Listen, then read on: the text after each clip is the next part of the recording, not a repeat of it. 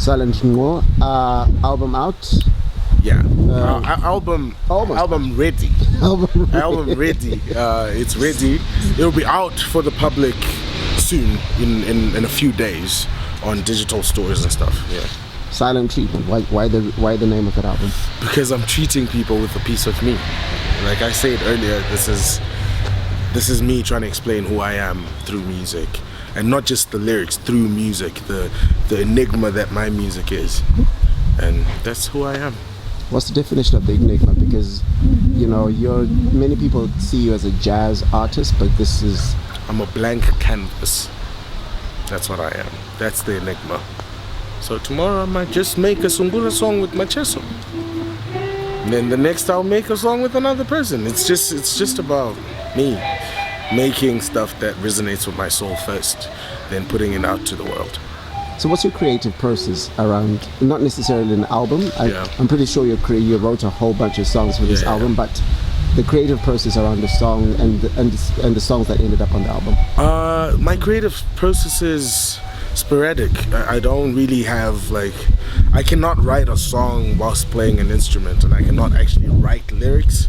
I don't freestyle, but I write the song, compose, produce, and do everything in my head first before I go to my producer, before I go to my bassist. So I've got all the lines, all the melodies in my head first. So the process of that happening just happens when it happens. I could be at work, I could be home, and I just make a song. So you're saying some of these may even have been made while you were session musician for somebody else? Yeah, some songs, and most of my songs were composed on stage actually, whilst playing session gigs. And then going back to the jazz artist aspect, seen as a lot of that, is this sort of like, I know you say the blank canvas. Yeah. Some people don't understand that. What does that mean? Because people have boxed you into space. Why do you feel the need not to be boxed into space? Because I don't believe in the existence of a box.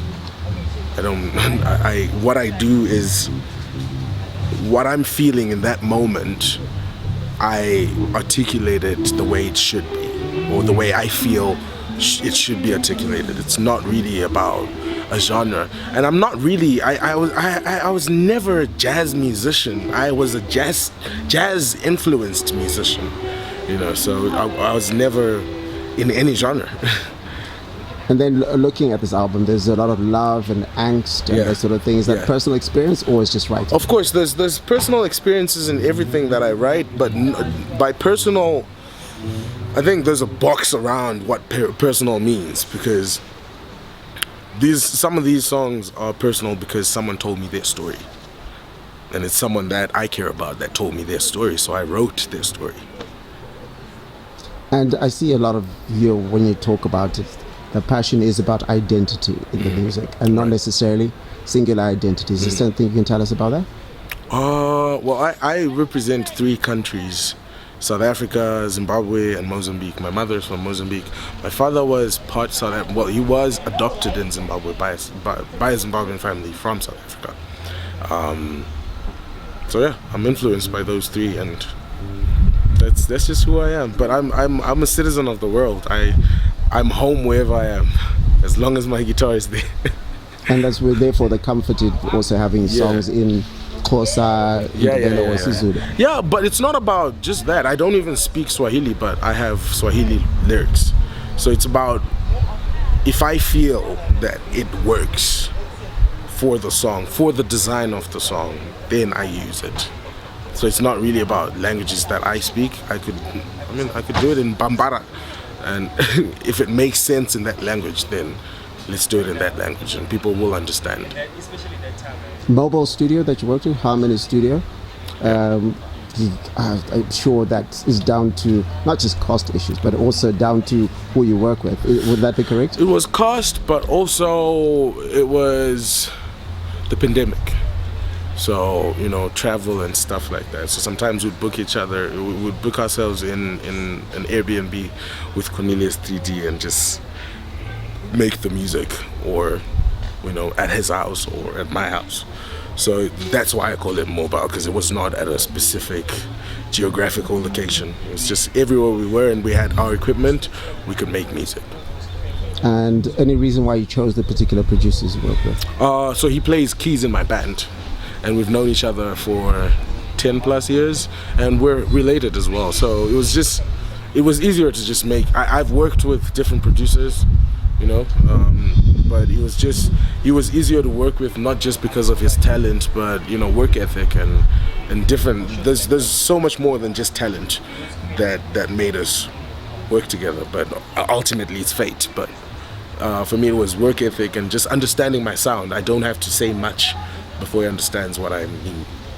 And then looking at not just the production aspects, there's obviously other people, like people you sang with. There's a feature artist, featured artists and things of that nature. Yeah. Is it just a case of who you vibe with as well, or are they sometimes more strategic? You say, okay, this person is who I can work with for a project. Because some people say, okay, I can work with this person because that will get me views. Yeah, once we bring strategy in music, it stops being about the music and becomes about numbers.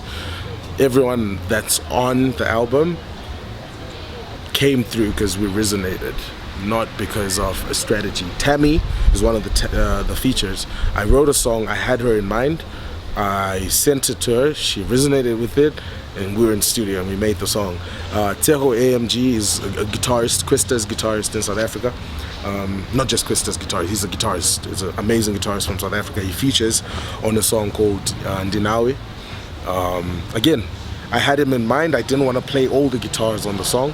Sent it to him, he loved it, he played. Same as Cameron Ward, another amazing guitarist from South Africa. Sent them the music, they loved it firsthand, and then we made the songs. And there's Isadora Luritz as well from Australia. Same thing, she actually did a challenge on my Instagram during the pandemic. That's when I wrote the song, sent it to her, she wrote her verse, and we made music together, you know, in different countries. So it's not about strategy, it's about, are we in the same space at the same time? You know, I have some artists that I've sent ideas to and they, you know, blue tick, or they don't reply you, or, you know, but again, it's supposed to be that way, it's meant to be that way. So the ones that are on there are meant to be there. Citizen of the world, as you said. Yes, sir. And then finally, what you hoping the fans can get out of this? To be honest, I am hopeful that they're just as honest with me as I've been honest with the music. I don't have any expectations. I gave birth, you know, that's my kid. So whether people love it or not, I am proud that I got to make my first body of work. At the same time, I would love to you know, hear feedback from people, you know, take what I can from it. But I am proud of my project, and yeah. All the best. Thank you so much, brother. Cheers.